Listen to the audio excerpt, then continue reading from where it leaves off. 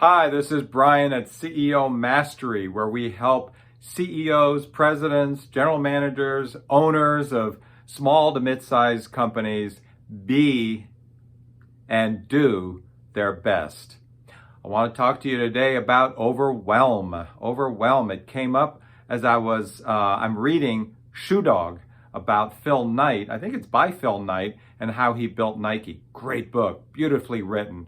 I'm only about 25% of the way through and he's still struggling. I mean, he's hardly doing any sales. He's been at it for 5 years and he's overwhelmed constantly. And he and his colleague who are working together, they have found that when they focus singularly on one thing and work it to completion, that they feel so much better and they end up making more progress. And it's their antidote to overwhelm. And it reminds me of Brian Tracy, who taught me this saying, which is, we never have enough time to do everything, but we always have time to do the most important thing, okay? The most important thing.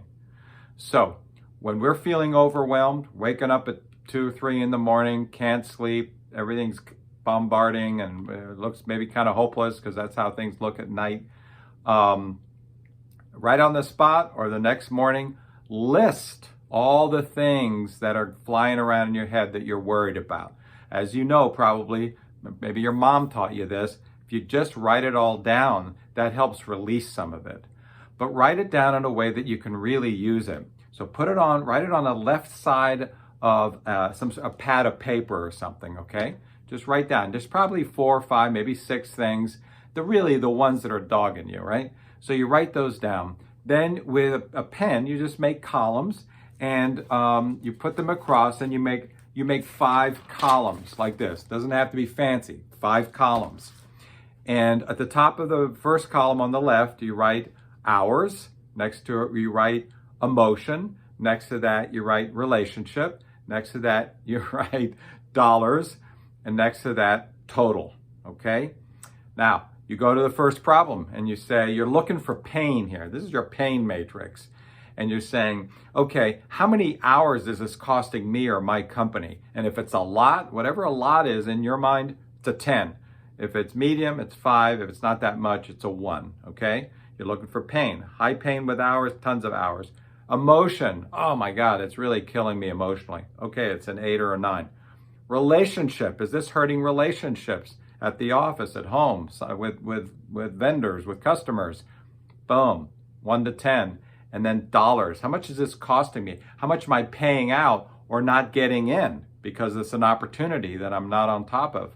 1 to 10. And then at the total column, obviously, you total it. Can't be more than 40, but it'll be like 29, 36, whatever. So you write down all the totals after you've gone across very quickly, no big deal. And then you circle the top 2. And the top 1 is, in theory, the first thing you're going to work on, their highest priority item. I will say, though, that I also look within the matrix and I see, like, if one is huge dollars but low on other things, I may actually favor that one. So I can kind of game the system, but typically it's the top total. So I pick that. And then, of course, I want to work on that. And so I write down the things that I can do. I only write down 3 things. Like what? It's like if that book, The One Thing. Basically, it says figure out where you want to be in the future and then work back, by years, by months, by weeks, by days, by hour. Boom. What do we do right now to get it started? And so write down a few things that you're going to get started. I add a little mental thing where I stop for a minute and I try to get the feeling of what it'll feel like when I've completed this task, this project, or solved this problem. And if I feel good about that, that's great because it puts me in a state. Not only am I running away from pain, but I'm running towards pleasure, right? And this is what motivates us. And so I do that, and I try to think, wow, that would be awesome. When I get that done, that's going to be great. And then I start on the first step. And I typically start right away on the first step. And then I do my best. I have it out there and I do my best to stay on that problem right then, right there, maybe do 2, 3 things, maybe schedule later in the afternoon at 4 o'clock to go do a few other things. And I just kind of burn through that one problem following those steps. So very quick.